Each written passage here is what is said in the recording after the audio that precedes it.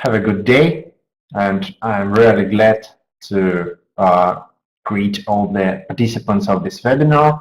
I'm Vladimir Kozlov, the academic supervisor of this program, Population and Development, and now I'm going to give you a brief presentation of the program, generally a few slides and so on.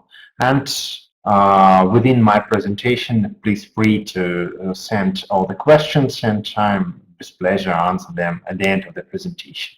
So to start with, the name of our program is Population and Development, and generally it is realized at the High School of Economics, National Research University in Moscow, and our duration is 2 years. The language of instruction is English, and generally we have the standard 120 credits, which is generally, I'd rather say, the golden standard for the European master programs.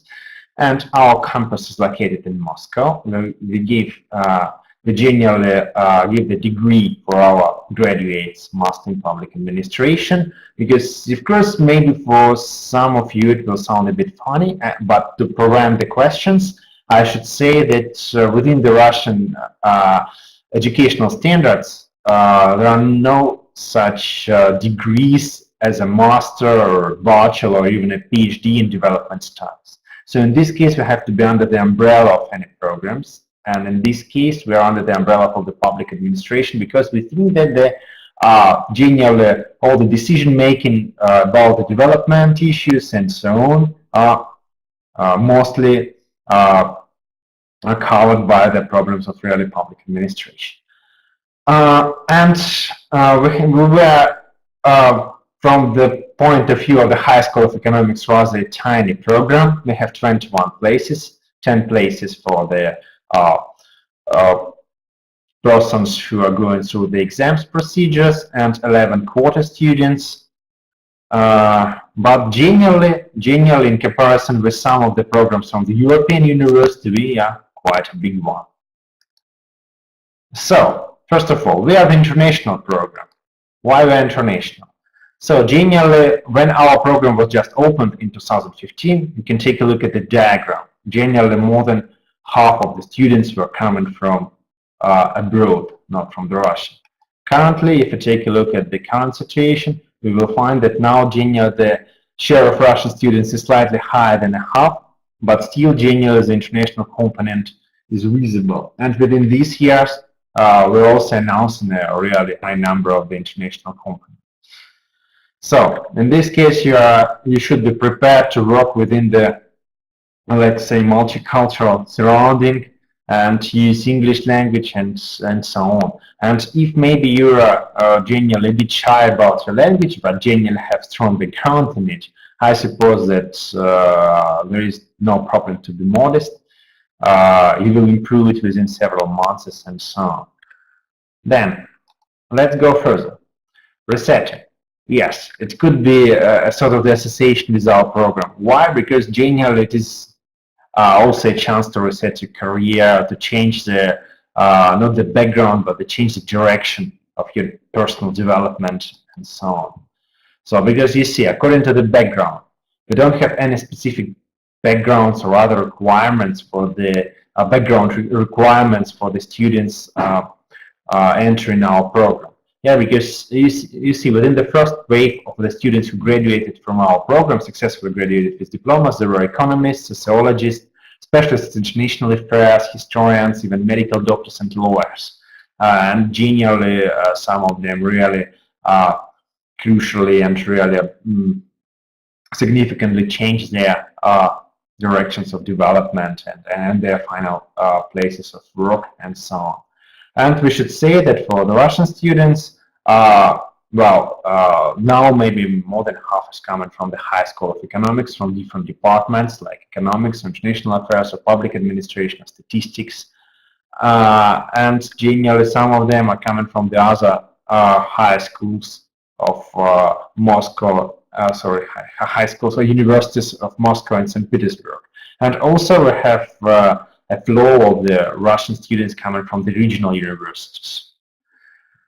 And well, we've got plenty of them from the different cities.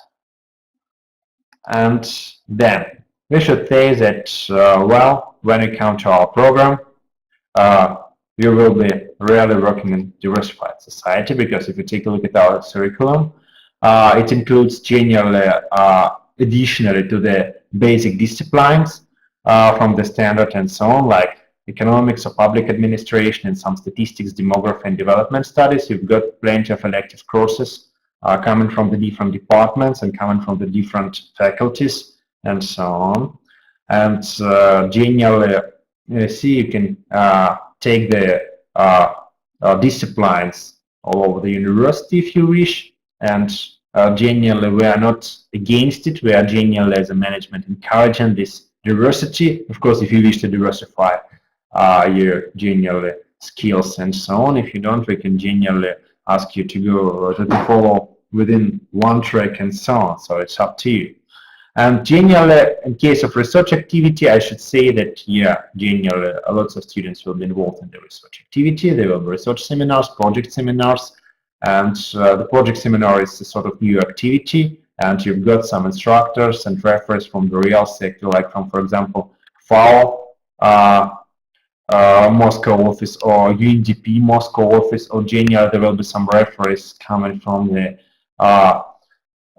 private companies, big corporations like Rusal, for example, who are responsible for the sustainable development and so on. And within this general activity, they will give you some devices, as bits of advice, and they generally share the experience with you and so on. So in this case, it could be rather either research activity or generally practical activity, or maybe it will be joint and so on. Then, promising and really promising program. And talking about the career perspectives, I should say that now we could talk about the opportunities based on the career trajectories of our graduate students. So the majority of them came to private sector. They came to marketing, healthcare, pharmaceutical companies. Some of them came to recruiting companies, or generally maybe the recruiting units of the international companies. Some of them came to finance, to trust and insurance. Once I should say that some of them are working in Johnson & Johnson, or maybe in Novartis. There are some of them working in Danone or General Electric or Citigroup and so on. So generally they come into really big international companies. Public administration career, generally it's still an option, and well, the students could join different levels of authorities and agencies. And what else I should say? I should say that there was high demand for the students from our program, from these generally public administration offices, but generally the situation was that many of them rejected these opportunities. They came either to private sector, or to some non-commercial organization, or follow the academic career. We should say that 20% of our students, they follow the PhD schools, as a matter of fact. Also, there is an opportunity to come to non-commercial organizations, including international ones, because one of our graduate students is working for the International Organization for Migration and so on. And generally, there are some internships in, for example, Sustainable Development Goals Office in Moscow. And, well, I already told you about UNFPA and FAO. And as for smaller non-commercial organizations, which are widespread in Russia, for Russian students, there are some of them working for sustainable development. The others are working for the institutions somehow dealing with the orphanages, or, for example, the houses for agent companies, and generally being the advocates of the active agent, working for the, for example, social care and educational organization, given the services from the older persons, and like a specialist in marketing, but generally for the services addressed to the older ones. And so on. As for our international students, I should say that, yeah, the majority of them are following the academic career. Some of them were involved in their non-commercial organizations in their countries from which they came, actually mainly African countries. So, what else? Worldwide. Yes, it is. Because Additionally to the large geography of our students, we've got the large geography of our partners. For example, what we have now, we have relatively strong ties with Max Planck Institute for Demographic Research and INET. In France, these universities dealing with really hard science like demographic ones and so on. And generally, we have some partnership agreements with Université Catholique de Leuven. Generally, we have the students coming from Leuven to our university. And also there is an opportunity to come to Belgium. Then the University of Bologna, University of Naples, and with Naples, I suppose next year we will start designing the Erasmus program. Also, we're talking with the Corvinus University of Budapest, and we have some minor agreements with the University of Turkey, Morocco, Indonesia, and so on. And generally, there are always the opportunity to have an internship in the Central and Middle Asia or some other new independent states. And as for institutional partners, organizational partners, I already mentioned FAO and UNDP.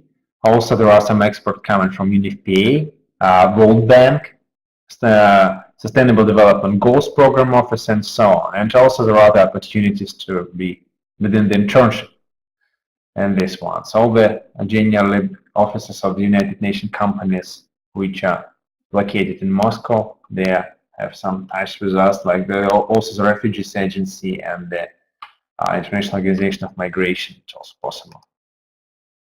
And here we're open for you. And as for the application rounds, I should say that the quotas for the generally quotas with the scholarship are already over, and we generally have the list of the quotas.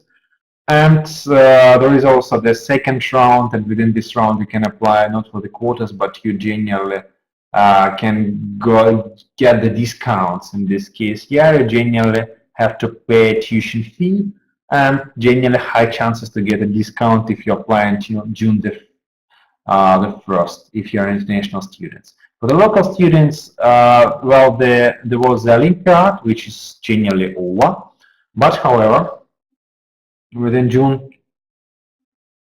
until June 31st, the call is still opened, and generally you could follow our exams, and our exams are in the form of portfolio, and try to join us. As a matter of fact, our classes begin in September, which is general situation for the Russian universities. So, and about entrance requirements. Of course, the English language should be advanced or upper intermediate at least, and we have the portfolio examination, which was the main criterion for our candidates within the quarter places campaign, and now it will be the same within the general campaign. So, higher education, you take a look at your average marks, experience in different fields of public administration, or development, or demography, and recommendation letters, publications, qualifications received, and general high motivation, which could cut from the later, and the interest in our field. So that's what we are generally assessing. And I should say that briefly, that's all for the present. More information you can find on our website or Facebook page, which is generally really a vital one. And we've got some new information every time. I don't know, every week there is some interesting information and some possibilities that one could make. And, well, thank you for attention. Now I'm ready to answer the questions. So.